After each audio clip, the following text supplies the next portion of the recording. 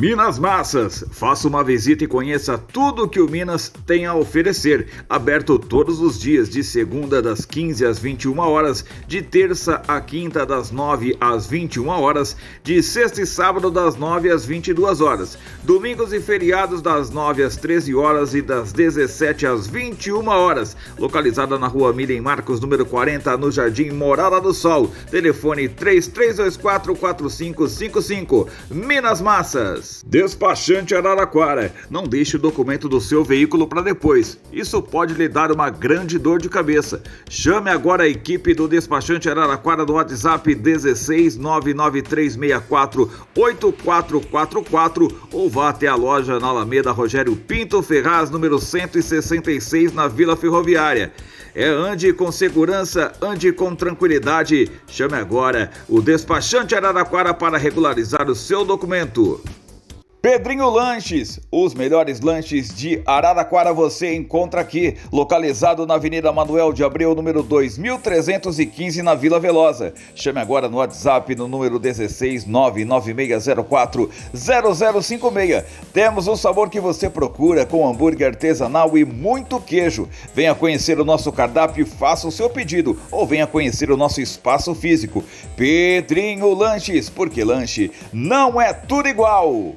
AIR Assessoria e Cerimonial, para você que busca o planejamento e os detalhes do seu casamento ou da sua festa pessoal, você precisa de uma assessoria. E com a AIR você conta com todas as atividades de cerimônia e recepção, com todas as formalidades e protocolos. Diga sim para tornar o seu dia inesquecível e especial e contrate agora AIR Assessoria Cerimonial. WhatsApp 16 997 21 91 19. AIR Assessoria e Cerimonial.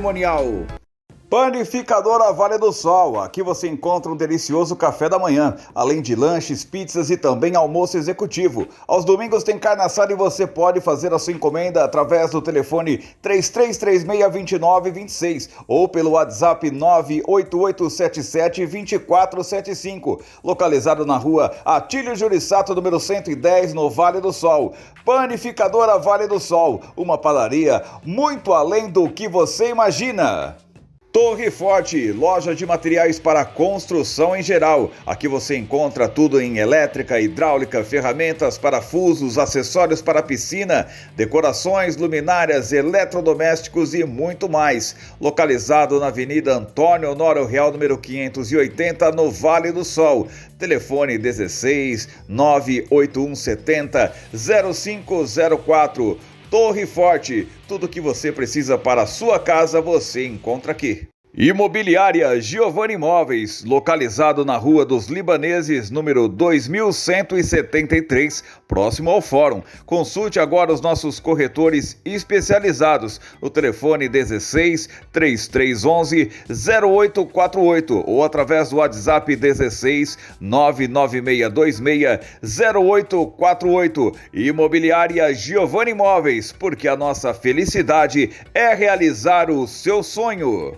Talu Contabilidade, abra sua empresa ou obtenha o seu certificado digital. Foque em crescer o seu negócio e deixe a sua contabilidade com a Talu, localizada na rua Barão do Rio Branco 772, na Vila Xavier, em Araraquara. Telefone 3397-8088 ou através do WhatsApp 99607-1499.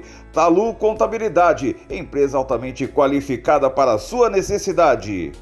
Suco Prates, aqui você encontra o suco 100% natural, 100% da fruta. Se delicie com muito mais sabor, nos sabores de laranja, limão, goiaba, uva e também laranja com acerola. Suco Prates, que está localizado na Via Expressa, número 3417, próximo à UPA Central. Pensou em sabor? Pensou em Suco Prates. Suco Prates é da fruta para o seu copo. O Casa Móveis traz para você o seu feirão de colchões. Produtos com muita qualidade e aqueles preços que são imbatíveis. Não perca tempo, faça agora uma visita e venha aproveitar os produtos de qualidade que estão com preços válidos enquanto durar os estoques. Localizado na Alameda Paulista, no número 2163, WhatsApp 16 99639 1479. É o Casa Móveis trazendo o seu feirão de colchões.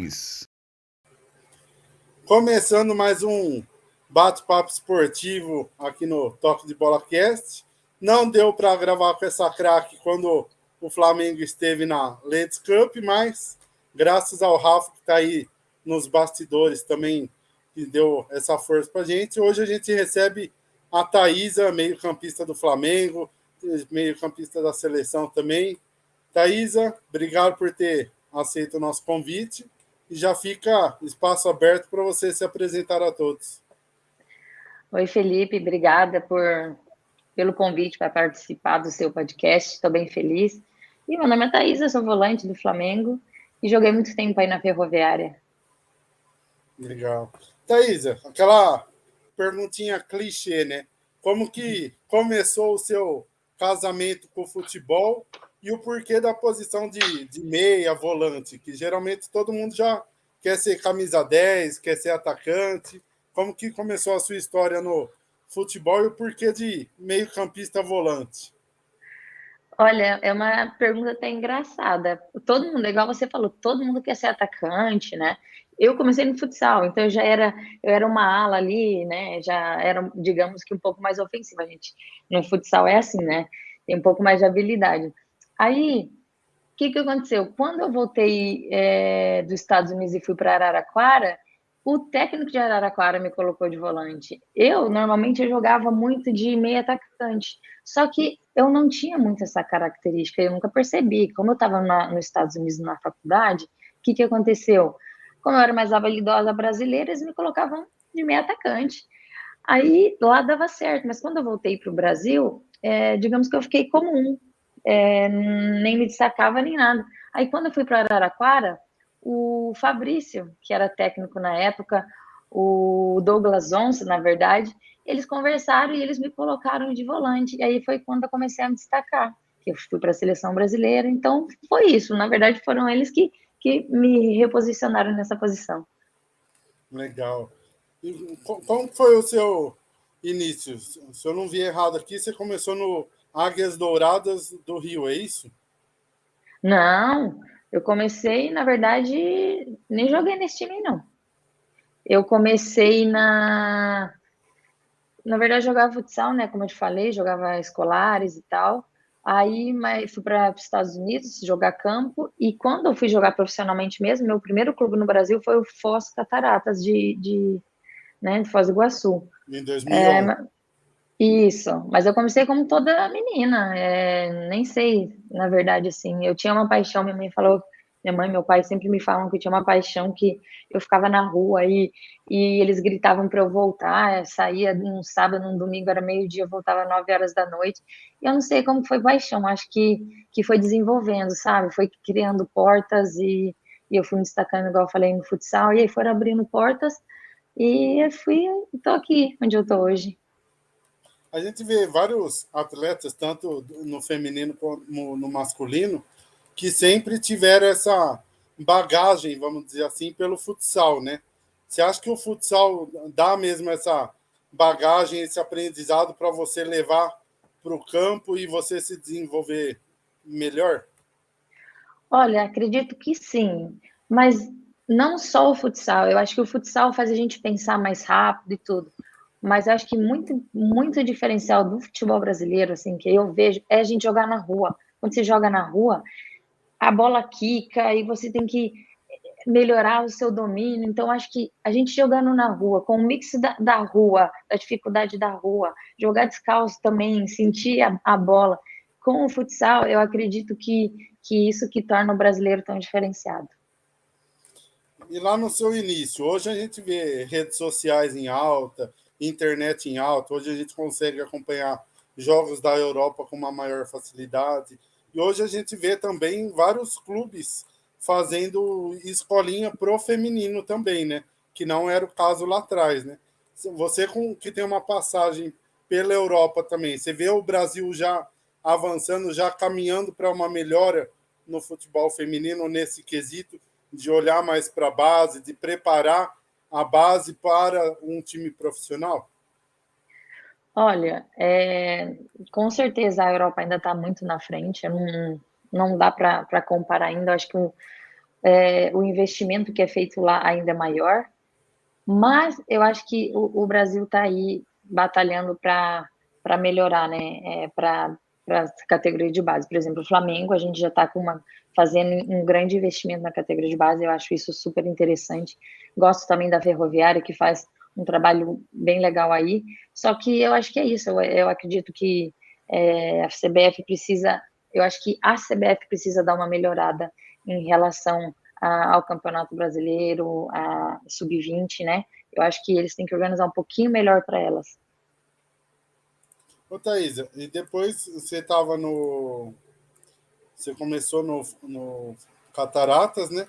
E como foi a sua primeira passagem pela Ferroviária? Como que foi esse convite para você vir para Araraquara? Você já conhecia a cidade, já conhecia o clube? Como que foi esse convite e essa primeira passagem por aqui? Então, não conhecia nada de Araraquara. Na verdade, eu tinha morado aí perto, eu morei em Jaboticabal, mais ou menos perto. Então, eu tinha noção onde que era Araraquara, mas nunca não sabia do clube, assim, do clube eu conhecia, eu não sabia do futebol feminino aí.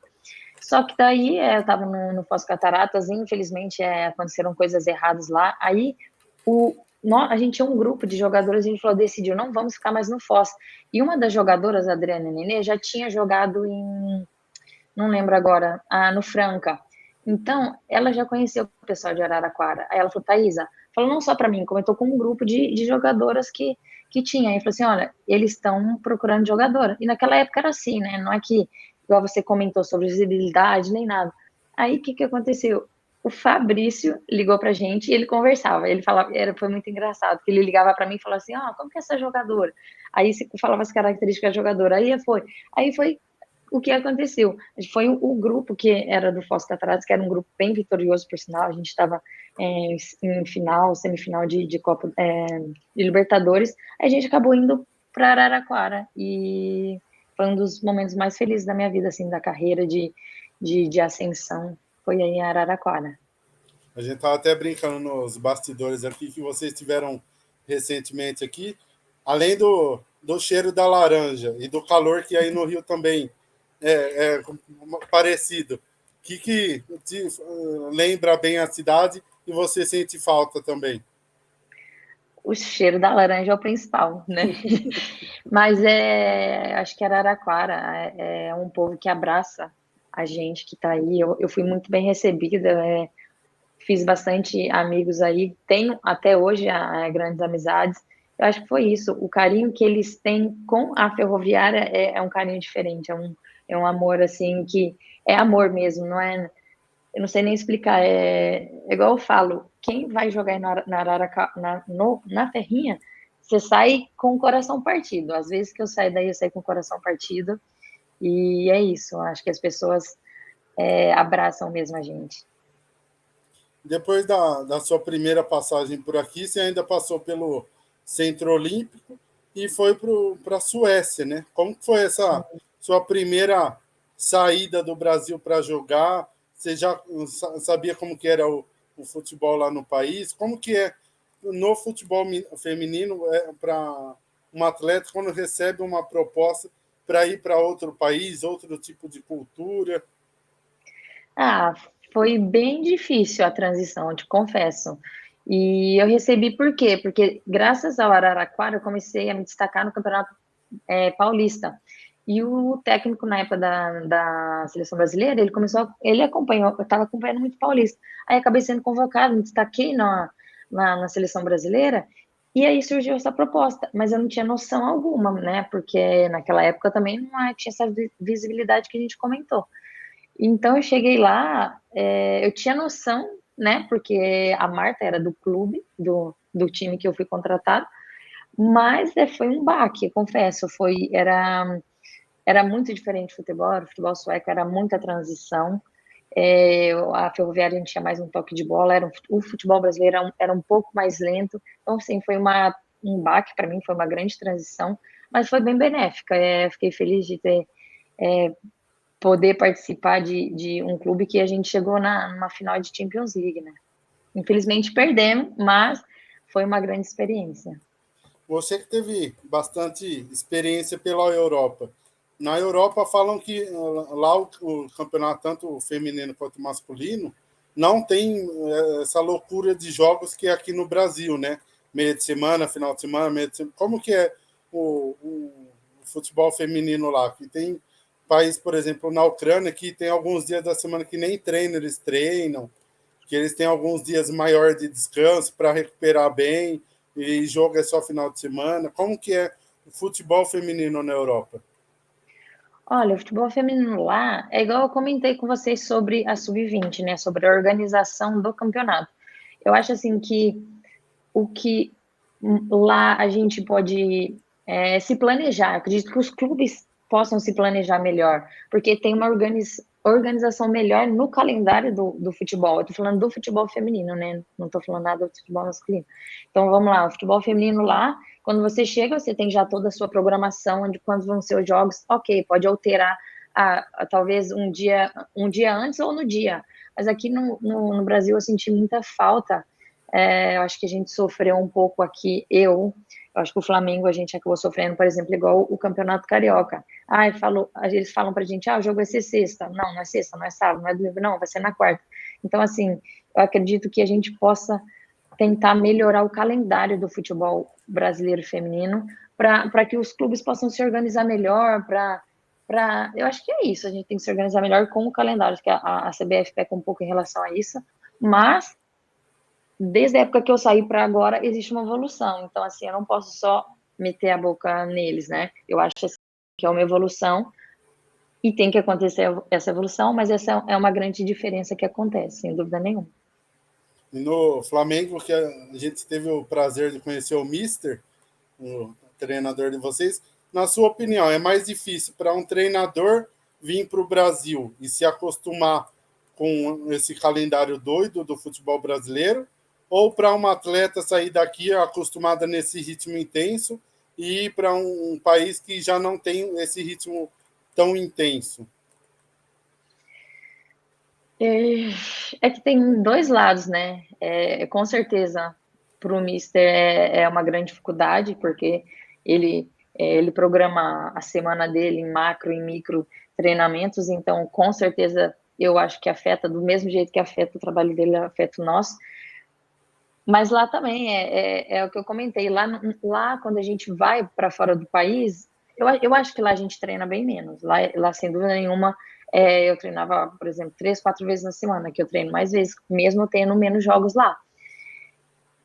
Mas assim, eu acho que é difícil para os dois, mas eu acho que para o Mister vir para cá e conseguir organizar o clube, sem dúvida nenhuma, é mais difícil.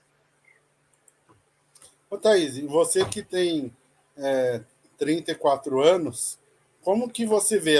Aqui no Brasil a gente vê um atleta, quando começa a chegar na casa dos 30, ou já tem mais de 30, já é taxado como velho, já é taxado que não tem mais condições físicas de aguentar 90 minutos. E a gente tem visto que isso tem mudado muito, né? Aqui no Brasil. A gente vê a própria Formiga, que a gente brincava nas transmissões da Ladies Cup, brincava que era um robô, que com mais de 40 anos continuava correndo sem parar e aguentando os 90 minutos.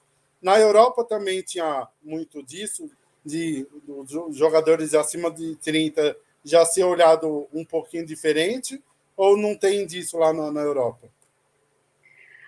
Eu acho que tem sim um pouco, mas tem mudado muito a visão, né? Você acabou de falar sobre a Formiga, ela é um exemplo no futebol feminino, e no masculino aí a gente tem o Modric, que ali no Real Madrid, ele que comanda ali, né?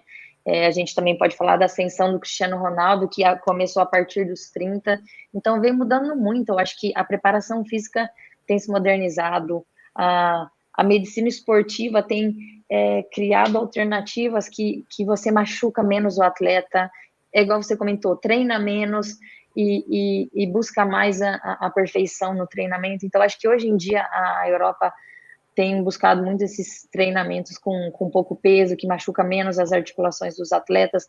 Então, acaba que a longevidade do atleta acaba sendo ideal, o que está acontecendo hoje. Tem vários atletas que estão despontando acima dos 30 anos. Eu acho que isso vai continuar muito aí pela frente. Vamos ver, acredito que a gente vai começar a ver mais e mais atletas acima dos 30 anos se destacando. Sim. E depois da sua passagem pela Suécia, você voltou para a Ferroviária, né? Como que foi esse retorno? O que fez você retornar para o futebol aqui de Araraquara? Foi a questão de adaptação ou foi questão do seu carinho também aqui pela cidade, pelo clube? Como que foi esse retorno? Acredito que tenha sido os dois. Foi uma adaptação bem difícil. Ir para a Suécia é um futebol muito de transição, é muito frio. Meu primeiro treino lá foi menos 8 graus. Era campo sintético. E então, assim, essa transição para mim na época foi muito difícil. Então, e foi logo quando eu comecei para a seleção brasileira. Então, eu pensei, eu acho que eu preciso dar um passinho atrás. Vou voltar para o clube que me valoriza, vou voltar para o clube que eu tenho um carinho enorme e eu preciso aprender um pouco mais. Então, acho que eu voltei nesse momento e foi o ideal, assim, para mim na época. E falando um pouquinho agora de seleção, como que foi para você a sua primeira convocação? Você já esperava? Fica aquele friozinho na barriga acompanhando nome por nome da convocação? Como que foi sua primeira convocação? Nossa, a primeira convocação foi sensacional, foi em Araraquara. Eu tinha uma esperança, por quê? Porque eu estava me destacando muito no Campeonato Paulista, mas você sempre fica, não vou, não vou. Aí, quando saiu meu nome, estava todo mundo junto, né? Todas as meninas de Araraquara, porque na época a gente morava todo mundo em uma casa, então estava todo mundo esperando. Aí saiu meu nome, foi uma alegria tremenda, né? Chorei, fui ligar para minha mãe, ligar para meu pai, não conseguia falar. Aí eu lembro na época que eu liguei para meu pai e não conseguia falar para ele o que tinha acontecido, e chorava. E meu pai todo preocupado. Aí quando eu falei, aí ele começou a chorar também. Eu acho que foi um momento assim mágico na minha vida, não tenho nem dúvida. Acho que foi um dos melhores momentos, se não o melhor momento da minha vida, assim, profissionalmente. E como foi a sua saída do clube depois em 2014, igual você comentou, quem passa aqui pela Ferroviária, pelas Guerreiras, acaba levando um pouquinho de Araraquara no coração, né? Como foi para você essa saída, que aí você vai para o América Mineiro depois? Então, o que aconteceu para o América Mineiro foi porque, na verdade, a seleção brasileira fez uma seleção permanente por 2 anos. E a gente ficava em um centro de treinamento em Itu. Eu fiquei por 2 anos treinando aí para que a gente pudesse chegar melhor preparada nas Olimpíadas, porque naquela época a estrutura do futebol era bem mais precária do que é hoje.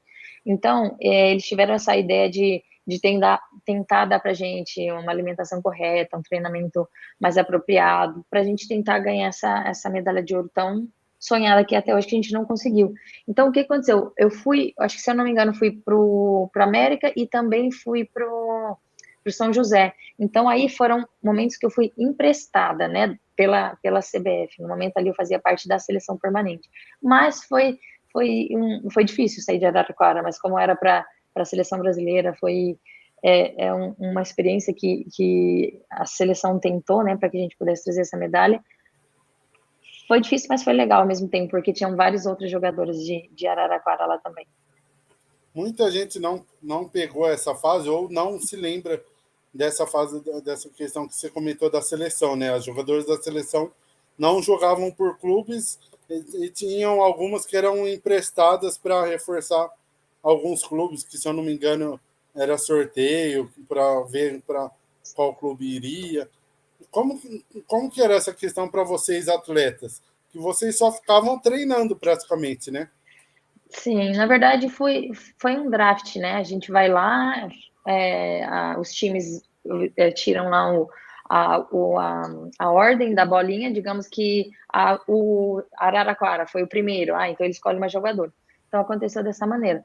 Para a gente, na seleção, a gente tinha muitos jogos contra homens, né? Homens não, sub-15, sub-17, ali do Ituano, do São Paulo, enfim. A gente até jogava contra o Gabriel Martinelli, que hoje está, né, se não me engano, está no Arsenal, né? Está destacando lá. Então, assim, a gente tinha jogos bem, bem difíceis, assim, contra os meninos. Mas foi difícil, foram 2 anos, assim, que você vive dentro de hotel, você tem folga, raramente a gente tinha folga, mas eu acho que foi tudo em prol desse tão sonhado ouro, né?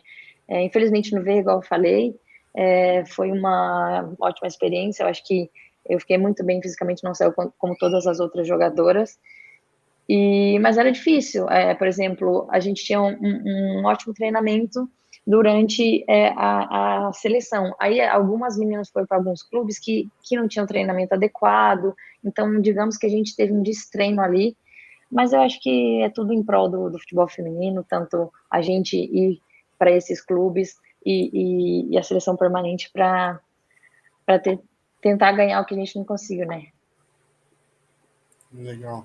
Thaís, e depois, em 2017, você teve uma passagem pela Islândia e logo em seguida você foi para os Estados Unidos, né? Como que foi essa passagem por 2 países diferentes também e a questão de cultura e questão do futebol? Então, é difícil falar isso, mas assim, eu fui para a Islândia porque, como eu fiquei tanto tempo ali na seleção e eu acho que foi tanto treinamento e ao meu ver, a gente merecia ter pelo menos uma medalha ali olímpica, a gente acabou perdendo para a Suécia, foi um time que ficou retrancado, então assim, eu levei um baque, assim, foi para minha cabeça foi bem difícil. Então, foi um momento que eu não sabia se eu queria mais jogar futebol. Então, eu recebi essa proposta da Islândia. Eu pensei, vou para lá, é um campeonato mais tranquilo, vou para lá, quem sabe, vamos ver o que acontece. Só que quando eu cheguei na Islândia, trocou treinadora e eu continuei sendo convocada para a seleção. E ela conversou muito comigo na época, né, a Emily Lima. Então, ela foi me ajudando muito e eu tive essa oportunidade de ir para os Estados Unidos. Conversei com o pessoal da Islândia, eles me liberaram. Aí acabei voltando para os Estados Unidos, voltando aquele amor que eu tinha pelo futebol. E Estados Unidos na época e hoje também é alto nível do futebol feminino. Então acho que foi isso. Essa minha ida para a Islândia foi sensacional assim para minha saúde mental e conheci ótimas pessoas lá. Um país incrível, acho que o país mais bonito que eu já visitei na minha vida. Mas foi mais por isso, né? Para ficar tranquila na minha cabeça e poder ir para um clube igual os Estados Unidos foi para mim. E nos Estados Unidos, que lá o futebol feminino é muito forte. Como que foi a sua passagem por lá? Olha, e eu acabei ficando um pouco nos Estados Unidos, por quê? Porque o Milan entrou em contato com o meu empresário, falando que estava criando um time de futebol feminino. E então eu coloquei na balança, eu vou ficar aqui nos Estados Unidos ou eu vou participar de um projeto tão grandioso como era, né, o projeto que estava sendo apresentado para mim. Aí fiquei pouco tempo ali nos Estados Unidos e eu tinha um sonho, né, de jogar na Europa, voltar para a Europa, porque eu tinha jogado, né, disputado final de Champions League. Então, como eu já estava bem da cabeça, voltando, tendo vontade de estar sempre bem com o futebol, acabei indo para o Milan. Então, fiquei pouco tempo ali nos Estados Unidos. Aí no Milan tive também uma ótima experiência lá. Thaís, uma vez eu escutei do Kleber Gladiador, que hoje já não joga mais, mas que marcou o seu nome no Palmeiras, entre outros clubes, que um jogador ele vive de sonhos, né? Enquanto ele está jogando, ele vive de sonhos. Qual o seu sonho ou os seus sonhos ainda como jogadora? Você pretende conquistar títulos pelo Flamengo agora? Você pretende ainda, tem sonho de voltar para uma Europa e jogar uma Champions League, que é o auge da Europa? Você pensa ainda em seleção brasileira? Quais são os sonhos da Thaís ainda como jogadora? Olha, o meu maior sonho, sem dúvida nenhuma, era ter ganho uma medalha olímpica ou de ouro para o Brasil ou um campeonato mundial. Infelizmente, não consegui. E hoje eu estou com 34 anos, eu sei que eu estou trabalhando muito e tal, mas eu acho que o meu ciclo na seleção brasileira eu via até a Olimpíada de Tóquio. Hoje, o meu maior objetivo, sem dúvida nenhuma, é conseguir conquistar um campeonato brasileiro com o manto do Mengão e jogar uma Libertadores e também conquistar essa Libertadores. Aí sim eu pretendo me aposentar e sentir como eu consegui fazer o meu trabalho nesse momento aqui no Flamengo, que eu acho que o meu maior objetivo é ganhar o Campeonato Brasileiro e uma Libertadores com o Flamengo. Eu não te perguntei no começo quem que é a jogadora que você se espelhava quando você estava lá no começo.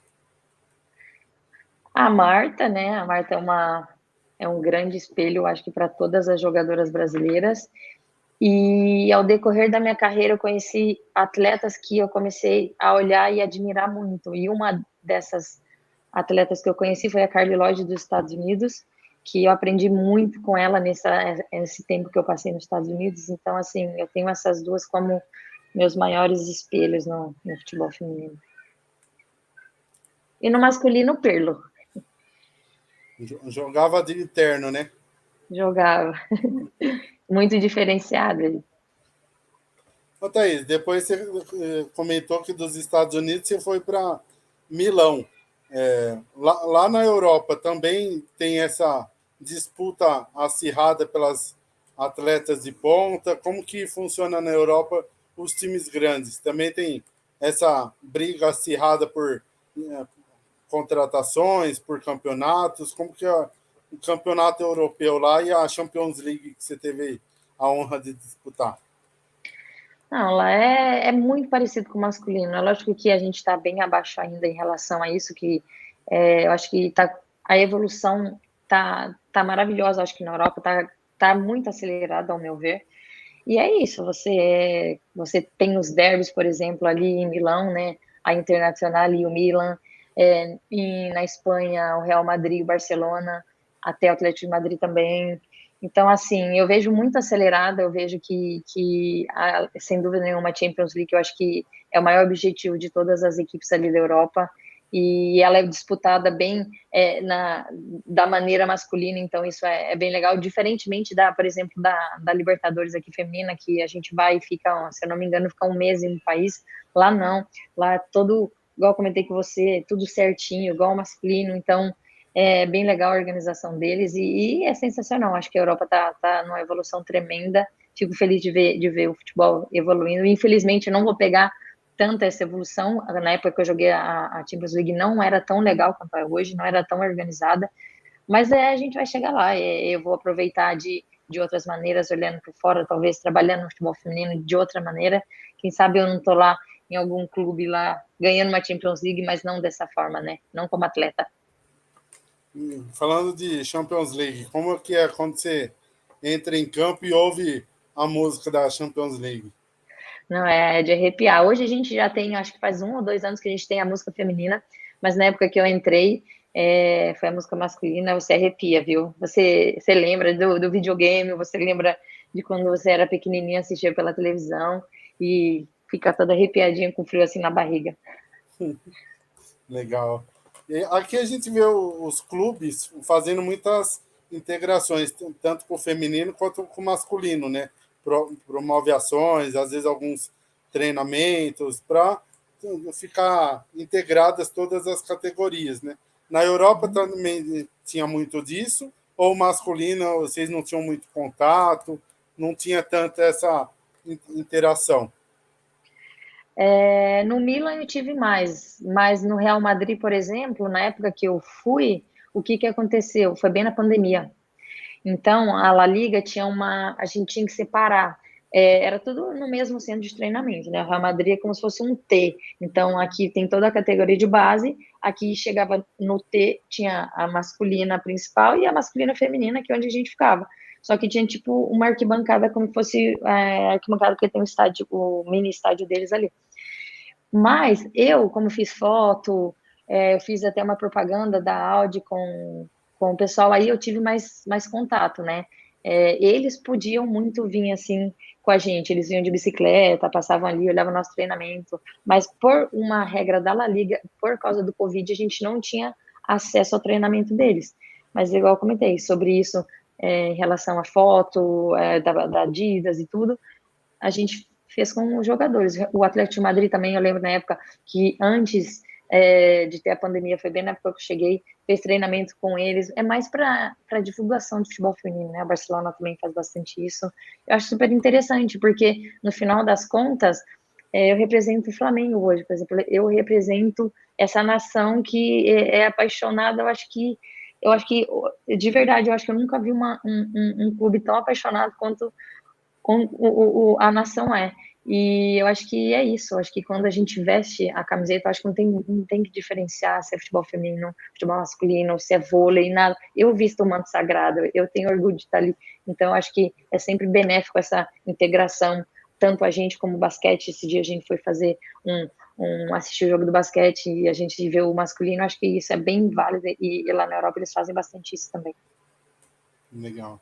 E essa questão da Europa, você que jogou no Milan, no Real, na Roma, qual país você acha que é mais forte pensando no futebol feminino? Que não só de estilo de jogo, de competitividade, mas também que a torcida abraça o torneio, abraça a causa. Olha, eu acho que hoje o campeonato mais divulgado e mais organizado assim é o campeonato inglês.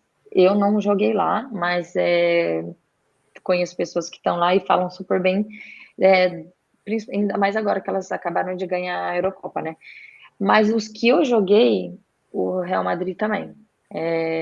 Que eu fui o primeiro, eu fiz parte do primeiro time, né? Aí agora já tem acho que 2 anos a mais, então tem tido sim o estádio lá. Elas não jogam no Santiago Bernabéu, mas elas jogam no. Qual que é? Esqueci agora o nome do estádio lá que elas jogam, mas sempre está cheio assim, Champions League. Então, assim, se eu pudesse falar hoje é o campeonato inglês, o campeonato espanhol, aí vem o campeonato italiano, em relação à organização, a abraçar mesmo o clube. É bem legal de se ver, é bem bonito. É o estádio Alfredo Di Stefano. Exato, Alfredo Di Stefano, onde elas têm jogado. Normalmente, se você for ver, tem umas 4, 5 mil pessoas assim em jogos. Você vai falar, não é muito, comparado ao masculino, que põe 70, 80, né? Mas é uma grande evolução. Antigamente tinha 200 pessoas assistindo, hoje já tem 5, 6 mil pessoas por jogo. Isso eu estou falando ali o Real Madrid, né? O Barcelona quebrou recorde esses dias na Champions League, se eu não me engano, colocou 86 mil pessoas no jogo de Barcelona e Real Madrid, se eu não me engano. Então, o Barça, assim, também é fenomenal. E como foi a sua passagem pela Roma? Você saiu do Real Madrid, recebeu a proposta da Roma. Como foi para você sair de um clube de massa como o Real e ir para outro como a Roma? Então, é porque a minha saída do Real Madrid, eu tive uma lesão nas costas aí, acabou sendo difícil a renovação. Aí eu fui para Roma, porque eu queria continuar na Europa, né, por mais um tempo. Só que quando eu cheguei na Roma, eles não tinham uma estrutura tão adequada para mim no momento, porque eu tinha acabado de fazer uma cirurgia na coluna, então nós tínhamos muito treinamento em campo artificial. Então, para mim foi um pouco difícil essa adaptação na Itália, e veio a proposta do Flamengo, veio o projeto do Flamengo, quando eles conversaram comigo, então acho que eu coloquei tudo numa balança. Eu já estava com 30 e tantos anos, né, 33, 33, então quando eu fui para Roma, eu tinha um sonho de continuar na Europa, só que eu não conseguia devido às condições que a Roma me proporcionava. Então, quando o Flamengo me apresentou o projeto, que principalmente de campo, de natural, e acho que foi isso. Daí eu voltei para o Brasil, mas eu tinha a pretensão de continuar na Europa. Mas eu coloco na balança Roma e Flamengo, acho que não tem nem comparação. Vestir a camiseta do Flamengo, para mim, é outro patamar. Eu ia te perguntar exatamente isso. Como que foi para você sair da Roma e vir para o Brasil novamente e para o Flamengo? Um clube gigantesco, um clube de massa, mas que muitos podem ter falado, a Thaís é louca de sair da Europa, voltar para o Brasil, está dando um passo atrás na carreira, que é o que muitos falam, que quando volta para o Brasil, volta porque vai encerrar a carreira, ou está dando um passo atrás na carreira, mas a gente sabe a grandeza do Flamengo e o time que o Flamengo tem montado ano após ano. E como foi para você receber esse convite da massa e vir para o Mengão de volta? Exatamente o que você falou. O Flamengo, a gente tem que ver o patamar do Flamengo hoje é nível Europa, todo mundo sabe. A gente está falando isso em relação ao masculino. E eu acho que foi um sonho para mim também. Eu acho que a vinda para o Brasil não foi simplesmente para qualquer clube. Eu tive também proposta de outros clubes, mas quando eu coloquei na balança, eu falei, poxa, eu vou voltar para o Flamengo. Para mim é o maior clube do mundo, né? Não só para mim, como para a nação toda. Então, assim, eu acho que voltar para o Flamengo, para o projeto que está sendo apresentado, eu acho que, digamos assim, finalizar uma carreira, sim, porque eu tenho 34 anos, não sei até quando eu quero jogar, mas assim, eu quero finalizar bem, igual eu comentei, ganhando título, ganhando Campeonato Brasileiro, ganhando Libertadores, e aí eu vou ficar tranquila. Então, assim, foi para um final de carreira? Foi, mas eu vim para o Flamengo, porque eu sei que o Flamengo pode me dar a realização de um sonho de ganhar outro brasileiro e uma Libertadores. Thaís, e a gente vê também, principalmente agora com questão de redes sociais ativa, muita gente fica de olho no Big Brother dos atletas. Então, o atleta saiu, o atleta espirrou, já vira notícia, e a torcida já está no pé contra o jogador, aquilo já pode virar uma bomba gigantesca.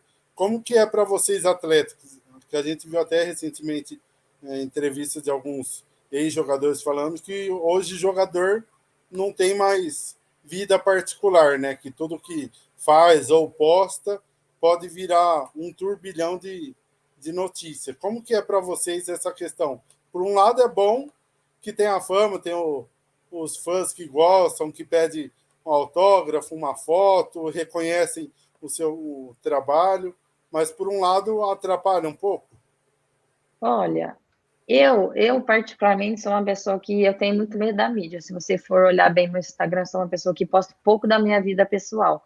Mesmo eu sendo assim, quem me conhece sabe que eu sou extremamente, eu sou focada assim, né? Eu procuro, eu durmo cedo, tenho meus treinamentos separados. Eu já sou uma pessoa que não tenho esse costume de sair, de fazer nada. Mas mesmo assim, mesmo eu sendo uma pessoa tão focada, por exemplo, e de vez em quando eu posto, tô em algum lugar comendo, por exemplo, tô comendo uma carne aqui, as pessoas, atleta não pode comer. É chato às vezes, porque isso, e a minha proporção, digamos assim, é bem menor do que a do masculino.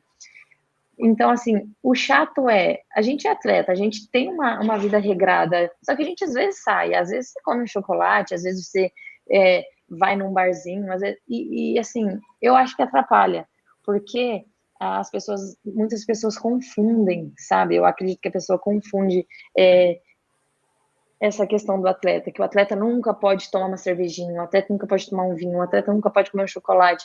Aí, todo mundo faz, o Messi faz, o Cristiano Ronaldo faz, só que faz com menos frequência.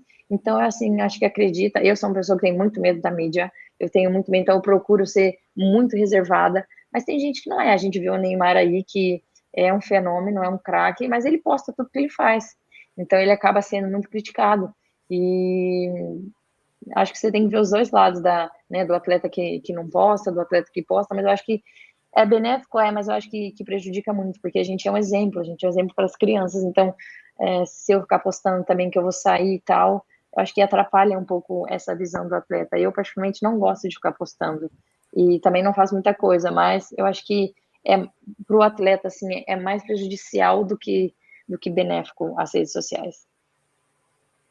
Legal. Thaís, eu sei que você tem seus compromissos aí também. Eu queria agradecer o Rafa, que está aqui nos bastidores, que fez a ponte para a gente poder fazer esse bate-papo. O Rafa sempre parceiro, sempre ajudando a gente conhecer um pouco mais o futebol feminino do Rio. Quando eu fui no hotel, eu lembro que a Fernanda Arantes ainda estava fazendo matéria pelo SBT, aí eu estava brincando com a Fer. Eu falei, Fer, Você não fica pegando jogador para você para eu não conseguir fazer depois, hein?